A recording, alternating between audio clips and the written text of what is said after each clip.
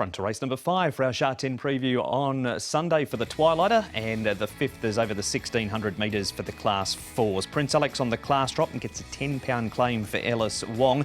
Flying Mojito's never missed a top 2 over this course and distance. Master of Fortune, a win and a second, and his last 2 outings. Forest Gold goes up in trip after finishing down the track on his debut. Lucky Eternity, he draws a gate for the first time. Fast Pass has the crossover noseband going on. Diamond winners up from the 1200 to the 1600. Bold Prince, a winner last time in Class 5.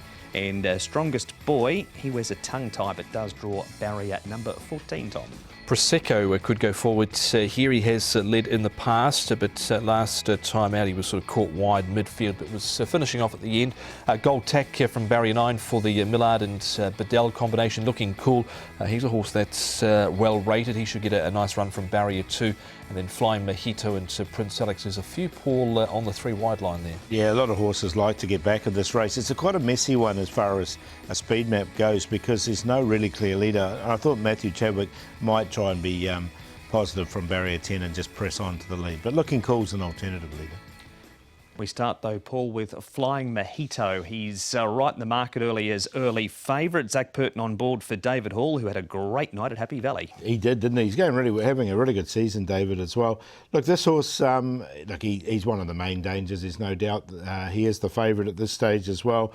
Very consistent. Just a one-time winner from his 9 starts, but he's had 3 seconds in a third. Thought he would have won a few more races by now, this horse, but he made good ground from a long way back to come out and after a Lucky Gold and was only just beaten. Might have got slightly tightened up at the start as well. He's been back to the trials, no pressure there, but he's certainly one of the main players for sure.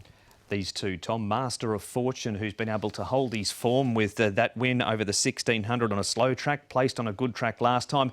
And you've had a bit of a time for Lucky Eternity in the past too. Yeah, and he goes in, he's got a much better draw this time round. He's had 9, 14 and 14, and here he is again over 1600 metres this time round from barrier number 40. He was doing his best work late here behind Joyful Genius, who hasn't been a prolific winner through his career, but like the way he was finishing off, Paul, and 2 Master of Fortune on the inside. Yeah, they both go in.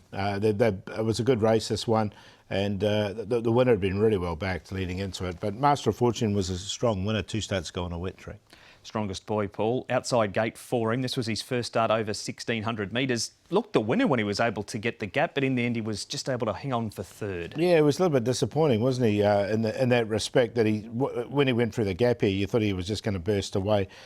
Barrier 14 was the query for me. He was right on the cusp, but he didn't make it in. Yeah, they're putting the tongue tie on, but barrier 14, as Paul mentioned, is definitely the negative here. So I left him out, and he loomed up like he was going to certainly go on with it, but just peaked and weakened on his run there. But yeah, he's going to find it tough, I think, from that sort of draw here. It is Strongest Boy, Go 16, winning that up the rail over Darcy Joy. Gold Tack for you though, Paul. Yeah, look, I don't mind this horse. He's been very consistent. His last few starts have been over the 1800. I like him coming back to 16. I think he can put himself right on the pace, and you can see he's really keen in his track work. I thought his track work is really going well, and with that consistency, I don't mind him. Form comments say he was slightly held up, but it was sort of a little bit hard to see if he was, but I thought he had every chance last time out. All right, so you're more keen than Tom, and yep. Gold Tack for you. Yeah, back to 1600. I think it thinks the key. He's been running over the 1800, but has got good form over the 16.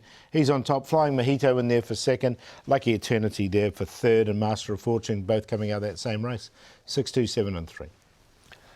7 Lucky Eternity on the top, have liked all of his runs to date so far, and he's come up with a good draw here, so hopefully things work out for Lucky Eternity. Flying Mojito, obviously one of the main dangers, as to his Master of Fortune. Gold Tack goes in on a minor line. I think just will need a little bit of luck maybe from barrier number 9 with Alexi Bedell and Tony Miller, but he has been consistent, so 7, 2, 3 and 6. That's the preview for the 5th, the first leg of the Triple Trio.